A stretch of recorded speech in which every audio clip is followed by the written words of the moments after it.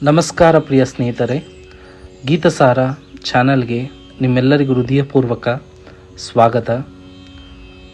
ಪ್ರತಿದಿನ ಒಂದೊಂದು ಶ್ಲೋಕವನ್ನು ಮನನ ಮಾಡಿ ನಮ್ಮ ಜೀವನಕ್ಕೆ ಹೇಗೆ ಅನ್ವಯವಾಗುತ್ತದೆ ಎಂಬುದನ್ನು ಸರಳವಾಗಿ ಅರ್ಥ ಮಾಡಿಕೊಳ್ಳುವ ಪ್ರಯತ್ನವೇ ಈ ಪ್ರಯಾಣ. ಇಂದು ನಾವು ಭಗವದ್ಗೀತೆಯ 2ನೇ ಅಧ್ಯಾಯದ ಮೊದಲ ಶ್ಲೋಕವನ್ನು ಆರಂಭಿಸುತ್ತಿದ್ದೇವೆ. ಇದು ಗೀತೆಯ ಅತ್ಯಂತ ಮಹತ್ವದ ತಿರುವು. ಇಲ್ಲಿಂದಲೇ ಶ್ರೀಕೃಷ್ಣನ ಉಪದೇಶ ಪ್ರಾರಂಭವಾಗುತ್ತದೆ. ಸ್ವಲ್ಪ ಶಾಂತವಾಗಿ ಕುಳಿತು ಮನಸ್ಸನ್ನು ಏಕಾಗ್ರತೆಗೊಳಿಸಿ ಶ್ಲೋಕಕ್ಕೆ ಪ್ರವೇಶಿಸೋಣ. ಸಂಜಯ ಉವಾಚ ತಂ ತಥಾ ಕೃಪಯಾವಿಷ್ಟಂ ಅಶ್ರುಪೂರ್ಣ ಕುಲೇಕ್ಷಣಂ ವಿಷಿದಂತಾಮಿದಂ ವಾಕ್ಯಂ ಉವಾಚ ಮಧುಸೂದನಃ.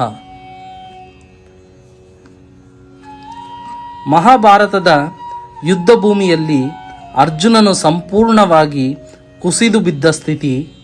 ತನ್ನ ಬಂಧುಗಳು, ಗುರುಗಳು, ಸ್ನೇಹಿತರನ್ನೆಲ್ಲ ಎದುರಾಗಿ ನೋಡಿದಾಗ ಅವನ ಮನಸ್ಸು ಗೊಂದಲ, ದುಃಖ, ಕರುಣೆಗಳಿಂದ ತುಂಬಿ ಹೋಗಿದೆ. ಅವನು ಶಸ್ತ್ರವನ್ನು ಕೆಳಗೆ ಇಟ್ಟು ಕಣ್ಣೀರಿನಿಂದ ತುಂಬಿದ ಕಣ್ಣುಗಳೊಂದಿಗೆ ನಿಂತಿದ್ದಾನೆ. ಈ ಸ್ಥಿತಿಯನ್ನು ಸಂಜಯನು ಧೃತರಾಷ್ಟ್ರನಿಗೆ ವಿವರಿಸುತ್ತಾನೆ. ಇಂತಹ ಸಂದರ್ಭದಲ್ಲಿ ಕರುಣೆಯಿಂದ ತುಂಬಿದ ಶ್ರೀಕೃಷ್ಣನು ಮಾತನಾಡಲು ಪ್ರಾರಂಭಿಸುತ್ತಾನೆ. ಇಲ್ಲಿ ಗಮನಿಸಬೇಕಾದದ್ದು, ಗೀತೆಯ ಉಪದೇಶ ಅರ್ಜುನನ ದುರ್ಬಲತೆಯಿಂದಲೇ ಆರಂಭವಾಗುತ್ತದೆ. ಅರ್ಥ, ಅರ್ಜುನನು ಸಂಪೂರ್ಣವಾಗಿ ಮನಸ್ಸು ಕಳೆದುಕೊಂಡು ಸ್ಥಿತಿಯಲ್ಲಿ ಇದ್ದಾಗ ಅವನ ಮೇಲೆ ಕರುಣೆ ತೋರಿಸಿ ಶ್ರೀಕೃಷ್ಣನು ಉಪದೇಶ ಆರಂಭಿಸುತ್ತಾನೆ. ಆಂತರಿಕ ಅರ್ಥ ಮತ್ತು ಜೀವನದ ಪಾಠ. ಈ ಶ್ಲೋಕದಲ್ಲಿ ಒಂದು ಅತ್ಯಂತ ಆಳವಾದ ಸಂದೇಶ ಇದೆ. ಮಾನವ ಜೀವನದಲ್ಲಿ ದುಃಖ ಬಂದಾಗಲೇ ಜ್ಞಾನ ಆರಂಭವಾಗುತ್ತದೆ. ಅರ್ಜುನನಂತೆ ನಾವು ಕೂಡ ಸಮಸ್ಯೆ ಬಂದಾಗ, ಗೊಂದಲದಲ್ಲಿದ್ದಾಗ, ಮನಸ್ಸು ಕುಸಿದಾಗ ಜೀವನದ ಅರ್ಥವನ್ನು ಹುಡುಕುತ್ತೇವೆ. ಶ್ರೀಕೃಷ್ಣನು ಅರ್ಜುನನನ್ನು ಗದರಿಸುವುದಿಲ್ಲ. ಅವನು ಹೇಳುವುದಿಲ್ಲ ನೀನು ದುರ್ಬಲ ಎಂದು. ಬದಲಾಗಿ ಕರುಣೆಯಿಂದ ಮಾತನಾಡುತ್ತಾನೆ. ಇದರಿಂದ ನಮಗೆ ಏನು ಕಲಿಯುತ್ತದೆಂದರೆ, ನಾವು ಯಾರಾದರೂ ದುಃಖದಲ್ಲಿದ್ದರೆ ಉಪದೇಶಕ್ಕಿಂತ ಮೊದಲು ಕರುಣೆ ಬೇಕು. ದೇವರು ನಮ್ಮ ದುಃಖದ ಕ್ಷಣದಲ್ಲೇ ಹತ್ತಿರ ಇರುತ್ತಾನೆ. ಅರ್ಜುನನು ಕಣ್ಣೀರಿನಲ್ಲಿ ಮುಳುಗಿದ್ದಾಗಲೇ ಕೃಷ್ಣನು ಮಾತು ಆರಂಭಿಸುತ್ತಾನೆ. ಇದು ನಮಗೆ ಧೈರ್ಯ ನೀಡುವ ಶ್ಲೋಕ.